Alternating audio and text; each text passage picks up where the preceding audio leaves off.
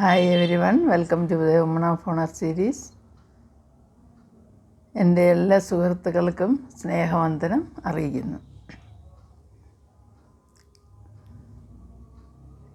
ഈ 2024 ഏപ്രിൽ മാസവും അതിൻ്റെ അവസാന ദിവസങ്ങളിലേക്ക് കടന്നു വന്നുകൊണ്ടിരിക്കുന്നു. ദിവസങ്ങൾ വേഗം ഓടുന്നു.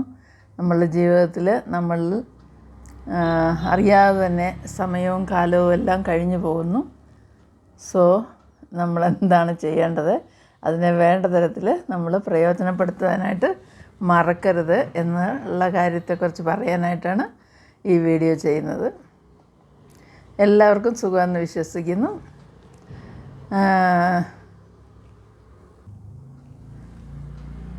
നമ്മൾ പലപ്പോഴും നമ്മളുടെ ആഗ്രഹങ്ങളെ സൈഡിലേക്ക് മാറ്റി വെക്കുക, അല്ലെങ്കിൽ അതിന് ആഗ്രഹം ഉണ്ടെങ്കിലും അതിനെ നടത്തിക്കൊണ്ട് പോകാനോ അല്ലെങ്കിൽ അത് പ്രകാരം അതിനെ വേണ്ട വിധത്തിൽ പ്രയോജനപ്പെടുത്തുവാനോ നമ്മൾ ശ്രമിക്കാറില്ല. അതുപോലെ തന്നെ എന്തൊക്കെ സൗകര്യങ്ങളുണ്ടെങ്കിലും നമ്മൾക്ക് വേണ്ടതായ കാര്യങ്ങൾ അല്ലെങ്കിൽ നമ്മുടെ ആഗ്രഹത്തിനനുസരിച്ച് നമുക്ക് ജീവിക്കാൻ സാധിക്കാതെ പോകുന്നു. അങ്ങനെയൊക്കെയുള്ള പല കുറവുകളുമുണ്ട്. എങ്കിലും നമുക്ക് കിട്ടുന്നതായ നല്ല അവസരങ്ങളെ വേണ്ട വിധത്തിൽ പ്രയോജനപ്പെടുത്തണമെന്നാണ് എനിക്ക് പറയാനായിട്ടുള്ളത്. ഇതിനോട് ചേർന്ന് ഞാൻ പറയാനായിട്ട് ആഗ്രഹിക്കുന്നത്, അതായത് നമ്മൾ എന്ത് കാര്യം ആഗ്രഹിച്ചാലും ശരിക്കും അത് നമ്മൾക്ക് നടത്തിക്കൊണ്ട് അല്ലെങ്കിൽ അതിനെ നമ്മുടെ ജീവിതത്തിൽ അനുഭവമാക്കി തീർക്കുവാനായിട്ട് നമ്മളെ ശ്രമം കൂടി ആവശ്യമാണെന്നുള്ളതാണ്. അത് തീർച്ചയായിട്ടും എല്ലാ കാര്യങ്ങളും സാധിക്കണമെന്നില്ല. എങ്കിലും നമുക്ക് ആഗ്രഹമുള്ള കാര്യങ്ങളിൽ, അതായത് നമ്മളെക്കൊണ്ട് അഫോർഡ് ചെയ്യാൻ പറ്റുന്ന കാര്യങ്ങൾ നമ്മൾക്ക് ചെയ്യുവാനായിട്ട് ശ്രമിക്കണം. ശ്രമിച്ചാൽ മാത്രമേ ശ്രമിച്ചെങ്കിൽ മാത്രമേ അതിൻ്റെ അടുത്ത സ്റ്റെപ്പ് അത് റിയലൈസ് ആകത്തുള്ളൂ എന്നുള്ളതാണ്. ആക്ച്വലി ഇതിനോട് ചേർന്ന് എൻ്റെ ഒരു കൊലീഗായിരുന്ന എൻ്റെ ഒരു ഫ്രണ്ടിൻ്റെ ജീവിതത്തെക്കുറിച്ച് ഏതാനും ചില വാക്കുകൾ പറയാനായിട്ട് ഞാൻ ആഗ്രഹിക്കുകയാണ്.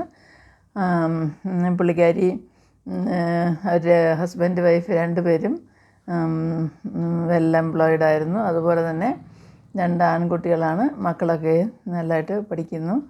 അത് വർഷങ്ങൾക്ക് മുമ്പ് നടന്ന കാര്യമാണ് ഞാനിപ്പോൾ ഈ പറയുന്നത്. അവർക്ക് ഭയങ്കര പ്രതീക്ഷയായിരുന്നു മക്കളെക്കുറിച്ച്. അതായത് പ്രത്യേകിച്ച് പുള്ളിക്കാരി സ്പോർട്സ് കോട്ടയിൽ ജോലി കിട്ടിയ ആളാണ്. അപ്പോൾ അതുപോലെ തന്നെ അവരുടെ പേരൻസൊക്കെ അമ്മ ടീച്ചറും ഫാദർ ടെലിഫോൺ എക്സ്ചേഞ്ചിൽ ജോലിയുള്ള ആളൊക്കെ ആയിരുന്നു.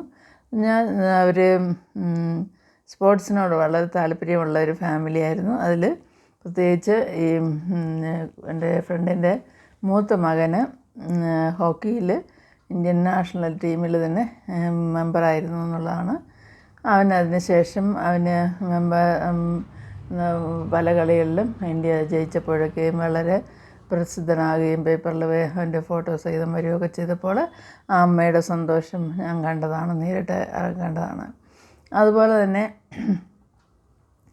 ആ മകന് സ്പോർട്സ് കോട്ടയിൽ അവൻ്റെ ആ മെറിറ്റിന് അനുസരണമായിട്ട് എയർ ഇന്ത്യയിൽ ജോലി കിട്ടി. എയർ ഇന്ത്യയിൽ ജോലി കിട്ടിക്കഴിഞ്ഞ് അവന് പേരൻസിന് വന്നിട്ട് ഫ്ലൈറ്റിൽ പോകാനായിട്ടുള്ള ഫ്രീ പാസ്സൊക്കെ ഉണ്ട്. പക്ഷേങ്കിൽ അവർ എല്ലാ സൗകര്യങ്ങളും ഉണ്ടായിട്ടും അത് പോസ്റ്റ്പോൺ ചെയ്ത് ഓരോ പ്രാവശ്യവും പിന്നെ നോക്കാം എന്തെങ്കിലുമൊക്കെ ചെറിയ ചെറിയ കാര്യങ്ങൾ പറഞ്ഞവർ മുൻപോട്ട് ഇത് നീട്ടിക്കൊണ്ട് പോകാനുണ്ടായത്. അവസാനം എന്തായെന്ന് ചോദിച്ചാൽ അവരുടെ മകന് വിവാഹം കഴിഞ്ഞു. അതിനുശേഷം ആ പെൺകുട്ടിയും ഒരു സ്പോർട്സിൽ ഒരു കോച്ചിൻ്റെ മകളായിരുന്നു. അത് കഴിഞ്ഞ് അവളും സ്പോർട്സിലൊക്കെ ഉണ്ട്. പിന്നെ അവൾ സ്റ്റഡീസൊക്കെ കഴിഞ്ഞിട്ട് വിവാഹത്തിന് ശേഷം അമേരിക്കയിലേക്ക് ജോലി സ്വന്തമായി കടന്നുപോയി. പിന്നീട് അവൾക്ക് ഇന്ത്യയിലേക്ക് വരാൻ താല്പര്യമൊന്നുമില്ലായിരുന്നു. ഈ മകനെ ഇവിടെ എയർ ഇന്ത്യയിൽ വർക്ക് ചെയ്തുകൊണ്ടിരുന്നു. അവനും വളരെ അവൾ തിരിച്ചു വരാത്തതിൽ വളരെ നിരാശനായിരുന്നു. അത് കഴിഞ്ഞ് ഈ രണ്ടാമത്തെ മകനും വിവാഹമൊക്കെ കഴിഞ്ഞു. അവരും ഫാമിലിയായിട്ട് ഇവരുടെ കൂടെ താമസിച്ചിരുന്നു. മൂത്ത മകന് ക്വാർട്ടേഴ്സും കാര്യമെല്ലാം ഉള്ളതുകൊണ്ട് അവന് തനിച്ച് താമസിക്കുകയായിരുന്നു. പിന്നീട് ഒരു ഏതാനും വർഷങ്ങൾക്ക് മുമ്പ്, ഇപ്പോൾ പറയുമ്പോൾ ഞാൻ കറക്റ്റായിട്ട് ആ വർഷം ഓർക്കുന്നില്ല, പക്ഷേ കോവിഡിന് മുമ്പാണ് ഈ മകൻ വന്നിട്ട് മൂത്ത മകന് ഒരു അസുഖം പിടിപെട്ടു. അതായത് പനിയായിട്ടാണ് തുടങ്ങിയത്, പക്ഷേ അത് വളരെ ഇതായിട്ട് അവന് ബാധിക്കുകയും, പക്ഷേ അവൻ്റെ വൈഫിനെ അറിയിച്ചിട്ട് അവൾ ഇന്ത്യയിലേക്ക് തിരിച്ച് വന്നില്ല. അപ്പോൾ അവന് അതൊരു നിരാശയായിട്ട് തോന്നി. പിന്നീട് ഹോസ്പിറ്റലിൽ പോകാൻ ശരിയായിട്ടുള്ള ട്രീറ്റ്മെൻറ്റ് എടുക്കാനൊന്നും അവന് താല്പര്യമില്ലാതായിരുന്നു. ഒരു കുറച്ചൊക്കെ ട്രീറ്റ്മെൻറ്റൊക്കെ എടുത്തെങ്കിലും പിന്നെ അവൻ്റെ പ്ലേറ്റ്ലെറ്റ്സ് കുറയുക, അതുപോലെ സീരിയസ് ആയി. പിന്നീട് ഹോസ്പിറ്റലിൽ അഡ്മിറ്റായി. ആ മകൻ വളരെ ചെറിയ പ്രായത്തിൽ, ഐ തിങ്ക് ഹീസ് ഓൺലി ഒരു 35-36 ഇയേഴ്സിൽ അവന് മരിച്ചുപോയി എന്നുള്ളതാണ്. അതുപോലെ തന്നെ അതിന് ശേഷം 2 വർഷത്തിനകം എൻ്റെ കൂട്ടുകാരിയുടെ ഹസ്ബൻഡും ഹാർട്ട് അറ്റാക്കായിട്ട് ആ കോവിഡിൻ്റെ പീക്ക് ടൈമിൽ മരിച്ചുപോയി എന്നുള്ളതാണ്. ഇപ്പോൾ അവർ ധാരാളം സ്വത്തും സൗകര്യമൊക്കെ ഉണ്ടെങ്കിലും വളരെ നിരാശയിലായിരുന്നു. ഇപ്പോൾ കുറച്ചൊക്കെ റിക്കവറായിട്ടുണ്ട്. പക്ഷെ പുള്ളിക്കാരി ആഗ്രഹിച്ച ഒരു ട്രിപ്പ് പോലും പോകാനോ അല്ലെങ്കിൽ ഒരു എവിടെയെങ്കിലും ഒന്ന് കുടുംബമായിട്ട് പോയി വരാനൊന്നും അവർക്ക് സാധിച്ചില്ലെന്നുള്ളതാണ്. അതായത് തക്ക സമയത്ത് അവരതൊക്കെ പ്രയോജനപ്പെടുത്താതിരുന്നത് കൊണ്ട് 2 പേർക്കും ജോലിയുണ്ട്, സൗകര്യങ്ങളുണ്ട്. ചെറിയ മകനും ജോലിയുണ്ട്. ഒരു നല്ല വില കൂടിയ കാറുകളും വീടുകളും ഒക്കെ വാങ്ങിച്ചു.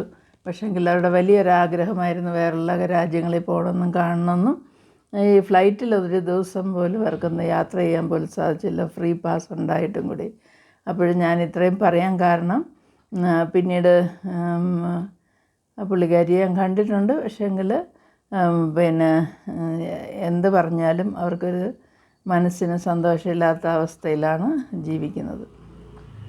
ഇതെടുത്ത് പറയാൻ കാരണം, നമ്മളിൽ പലരും നമ്മളെക്കൊണ്ട് സാധിക്കുന്ന കാര്യങ്ങൾ പോലും നമ്മൾ ആ സമയത്ത് അത് പ്രയോജനപ്പെടുത്തുകയോ അതിനനുസരിച്ച് നമ്മുടെ ആഗ്രഹങ്ങളെ മാനിക്കുകയോ ചെയ്യാതിരിക്കുന്നതുകൊണ്ട് നമ്മൾക്ക് പലതും നഷ്ടമാകുന്നു എന്നുള്ളതാണ്.